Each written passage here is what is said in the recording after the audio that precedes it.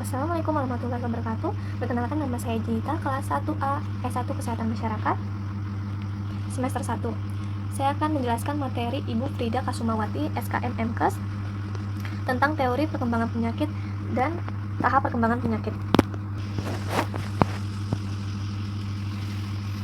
Yang terlebih dahulu kita ketahui dulu pengertian penyakit. Penyakit adalah suatu keadaan di mana proses kehidupan tidak teratur atau terganggu perjalanannya. Kita kembali ke topik tentang teori perkembangan penyakit. Ada 7. Yang pertama, ada teori contagion. Teori ini menjelaskan bahwa penyakit disebabkan oleh kontak satu orang dengan orang lain sehingga timbul penyakit. Pada teori ini dilakukan setelah adanya pengamatan penyakit kusta di Mesir. Yang kedua, teori Hippocrates.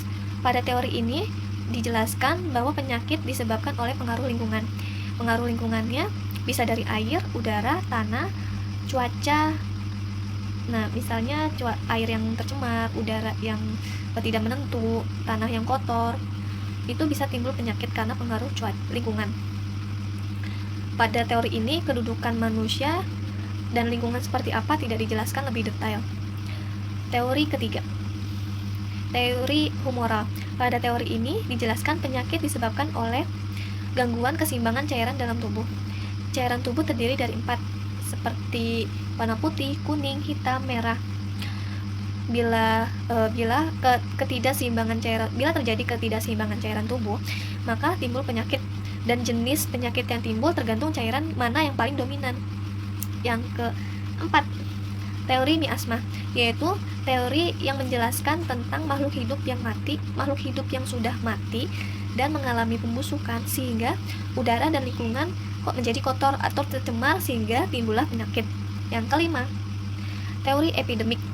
Teori epidemik yaitu teori yang dihubungkan dengan cuaca dan geografi setempat. Adanya zat-zat organik dalam lingkungan yang dianggap pembawa penyakit. Keenam, ada teori jasad renik atau teori Krem. Teori ini menjelaskan tentang penyebab penyakit disebabkan jasad renik mikroorganisme atau kuman sebagai penyebab utama atau penyebab tunggal terjadinya penyakit, dan perkembangan ini teori ini berkembang setelah ditemukannya mikroskop.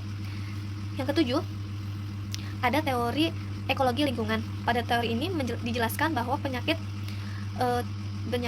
berasal dari makhluk hidup yang berinteraksi pada faktor penyebab penyakit dalam lingkungan dan keadaan tertentu sehingga timbul penyakit tertentu.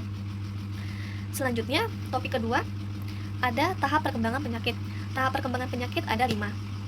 Yang pertama, tahap prepatogenesis, yaitu tahap di mana imun seseorang menurun tetapi belum diketahui penyakitnya apa.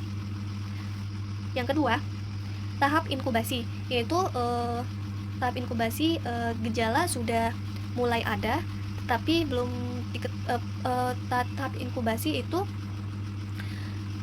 penyakitnya sudah masuk ke dalam tubuh tapi gejalanya belum nampak, gejalanya belum ada. Yang ketiga, tahap penyakit dini. Tahap penyakit dini ini gejalanya udah mulai nampak, gejala ringan ya, tapi gejala ringan seperti kayak batuk, flu, demam gitu. Demamnya derajatnya masih rendah dan waktunya tuh kayak malam aja demamnya. Contohnya seperti itu. Dan yang keempat, tahap penyakit lanjut. Tahap penyakit lanjut itu penyakitnya sudah ada gejala dan gejalanya itu malah tambah berat, seperti kayak batuk, flu-nya lebih berat, kemudian demamnya lebih tinggi, terus ada keluhan atau gejala lain, gejalanya nambah. Yang kelima, ada tahap akhir penyakit. Tahap akhir penyakit ini bisa menjadi penyakitnya sembuh, penyakitnya tambah parah, dan akhirnya mengalami kematian. Kurang lebihnya mohon maaf apabila ada kesalahan atau kekeliruan. Wabillahi taufiq wal hidayah. Wassalamualaikum warahmatullahi wabarakatuh.